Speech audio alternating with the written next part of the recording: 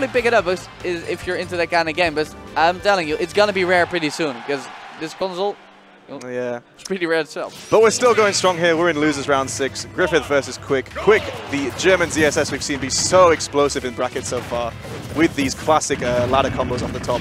But you know, Griffith, as we know, a master of many characters, including Bayonetta, who has a bit of a explosive kill power off the top of her own.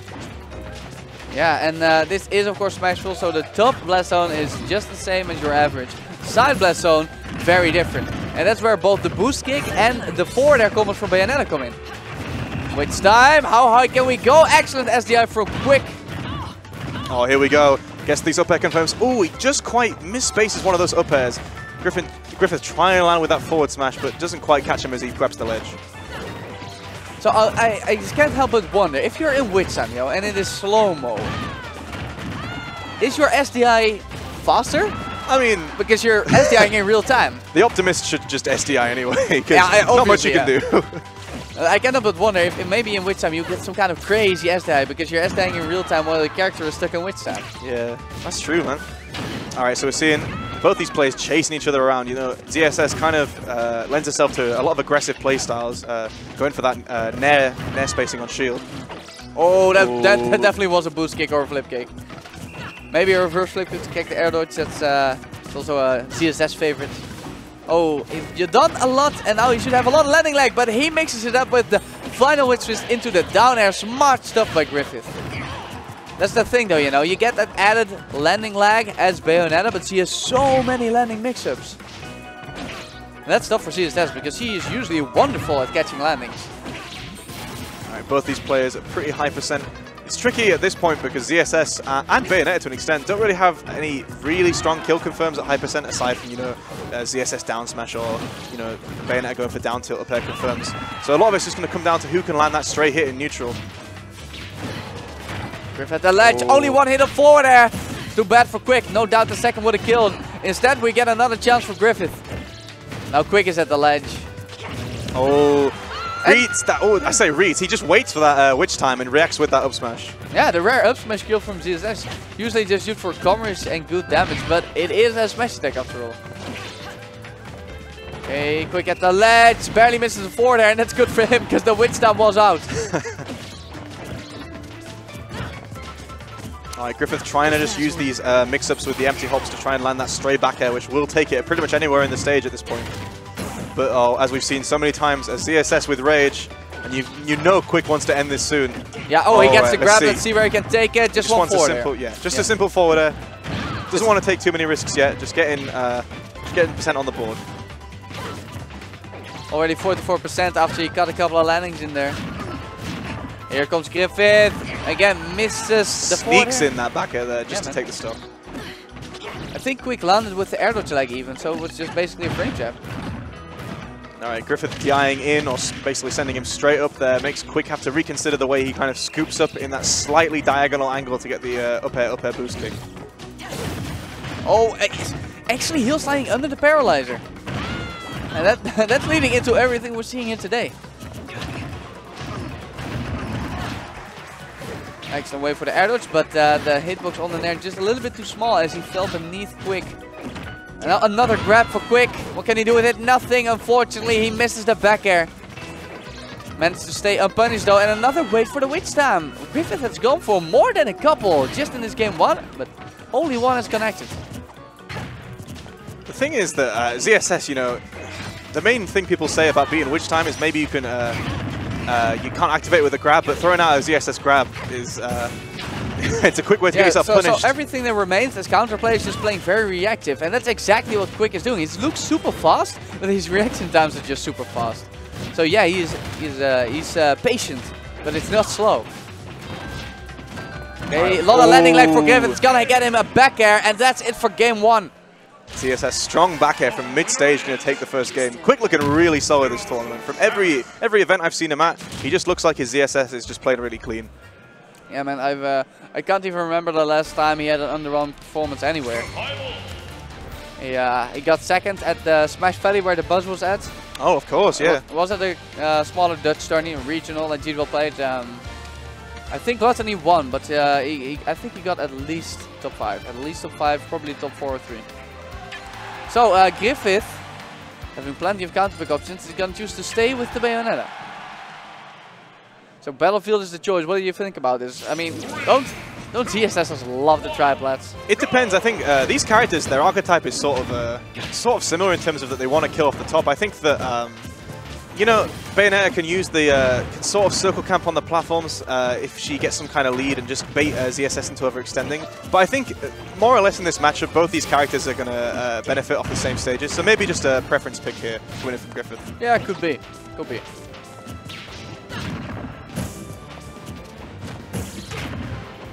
Nice little forward tilt to space him out. So aggressive near that shield. No fear of the witch twist. There to grab. Look at super slick from Quik and a boost kick. Fine, DI and down. Battlefield going to come in and save. But if you just get that right DI, it can be tempting to panic and mess it up. But you know, Griffith on hand to. Unless you are absolutely certain you will die from the side, you should always be DIing that down and away. Not there this time, no grab follow-up. Griffith fighting back. Oh, and again, the witch time missing his these mark. witch times not quite paying off for Griffith so far. A lot in the previous game as well. Maybe he tried to do it on reaction on the flip kick, but by the time the witch time came out, Quik was already beneath him. And there's another one, man. These witch times, I think they're kind of hopeful more than necessarily some kind of conditioning. And at this point, I guess Quik is expecting them, but you know, he can just kind of wait them out. Another there. Sends him up. It's going to be big landing leg. Again, he tries to, you know, mix it up with the witch time. But honestly, at this point, can we even call it a mix-up? It's the no mix-up mix-up. All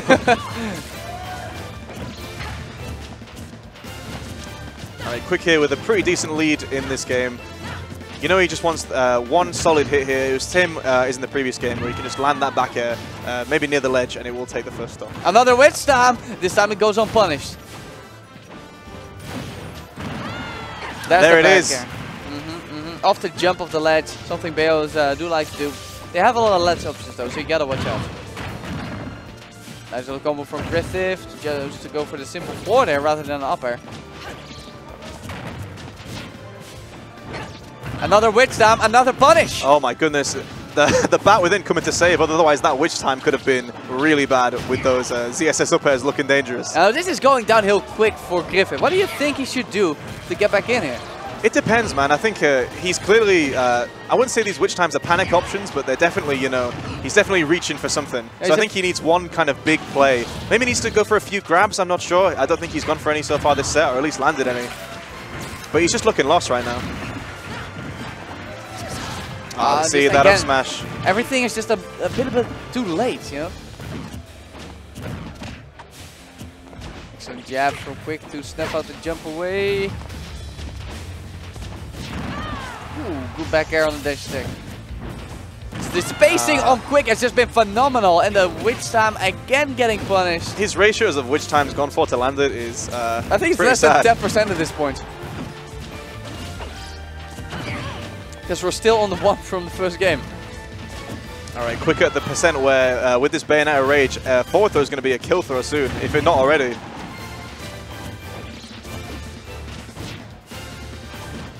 All right, Griffith there. See the down air. Maybe trying to catch him coming in. Quik happy to just kind of throw out a few back airs while he's at the ledge and then retreat. Oh, no grab. Just go for a back air. And finally, Griffith finished out the first stock with a kill confirm, actually. Still a 170. It was the side B aerial to up air. All right, Griffith maybe looked like he had something going there with the up B and side B follow-ups. Back within out of that forward air. Solid damage so far coming in this second stock, but it's still looking like a very uphill battle here. Trying to get something going, but these witch twisters not been connecting after the up air. Witch times on the paralyzer just to dodge it, I guess.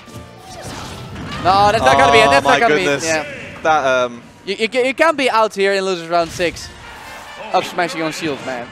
See, part of me thinks that I want to say it's just a misinput for an up tilt, but at the same time, I think that a lot of what Griffith was doing that game was just, he was slightly just fumbling through a couple of his options there. And maybe, you know, it's just to do with he's not feeling the character, maybe he's just, you know, sometimes you're just not playing mechanically that well. Now, I want to see a character switch from Griffith. I mean, it doesn't really look like he has a grasp on what Quik is doing, and these witch times, they're so tempting. I think he just needs a clean break from the Bayonetta playstyle. But it looks like, from the sounds of it, we are going to have Bayonetta being stayed. Now, I think that's, in a way, good because it shows that Griffith has confidence that, you know, I can bring this back. And he just, because I think one of the things that people with a lot of mains do is they kind of, you know, it's like a snap reaction, like, I've lost, I need to change. But Griffith has that confidence that he can bring it back, even with the Bayonetta who's down 2-0.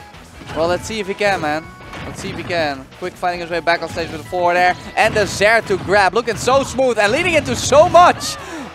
But not quite enough to take him off the side.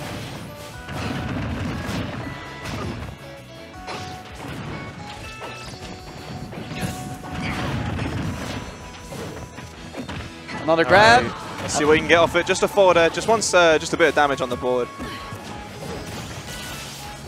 Paralyzer not finding his mark, but it zoned him into the air, which is where Quik really shines. Quik in general has been really good at just kind of denying Griffith access to the air with the Zairs and Nairs, and even the back airs. Oh my goodness, straight off the top with that up B. Griffith finally has a lead in this set. Yeah, this stage counter pick definitely working out for him. Because he was still in the percent deficit, you know, when all that happened.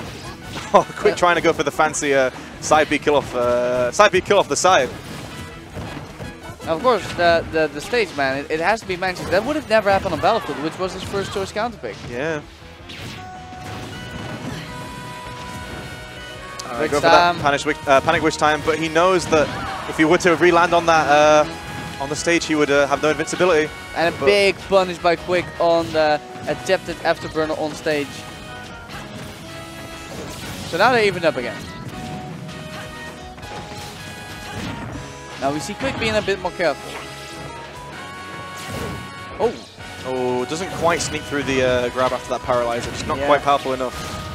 See, hard read for an F smash, or for a down smash there. But you know, Quik not really in any position to properly need to air dodge there.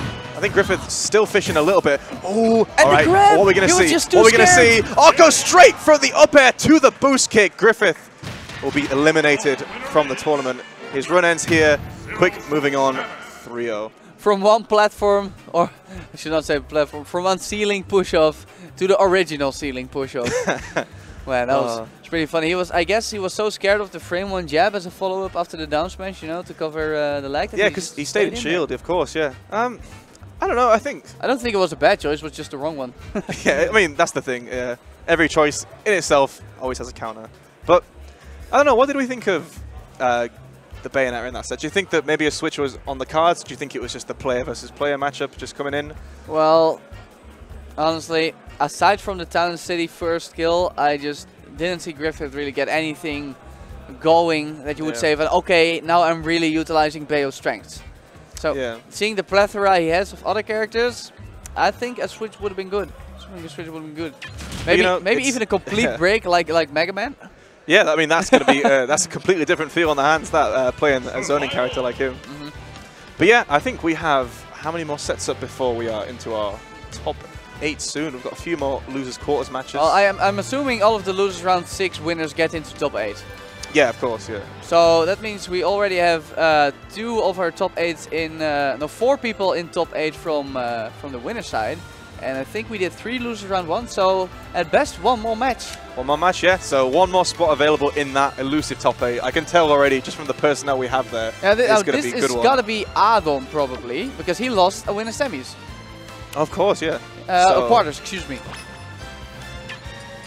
So, and we haven't seen him yet. So Purple H versus Adam. That's what I'm expecting. At the very least, we're seeing Purple H. That beautiful, beautiful Team Calyptus jersey, man. That's a great design. It's pretty clean. I like it. Great design for the jersey.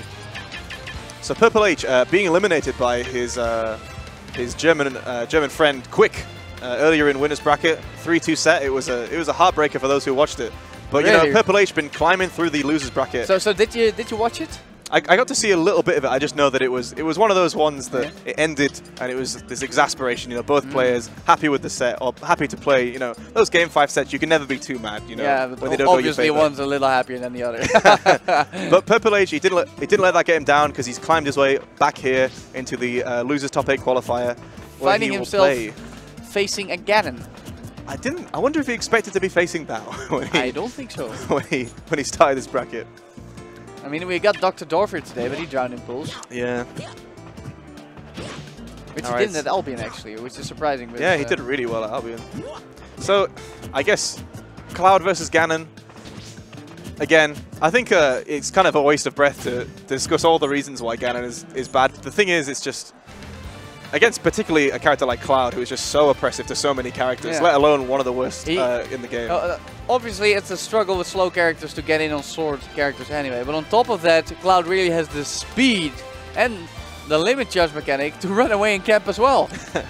That's like a double whammy. First, it's hard to get in, and on top of that, unlike most sword characters, he doesn't even need to face you up close. Running away, just charging is definitely a great option, and Purple H is no stranger to using this kind of Cloud playstyle. Yeah, and we saw that in Adams when he played against Iceding. As much as it was a 3-0, and large parts of it were a convincing victory for Iceding, we saw flashes of what Adam can do, you know, using those the side B reads and just reacting out of it with the down smash or going for the F smash reads at the ledge. Which of course can only happen when you actually, you know, get in and get down with Ganon. Yeah. And Purple H, you know, patient player, always make sure to keep his limit charge and to do it from a safe range. I mean, just got to space that back here, not allow Ganon to get any sort of foothold into the game. But like we were saying before, you don't want to give Ganon all that stage control. Otherwise, you're going to be fighting out of the corner and fighting for your life in a lot of ways if you guess wrong. So rock, paper, scissors has been played. What do you think it would be the most neutral stage for these guys? I would think maybe Smashville or Town and City, maybe. I would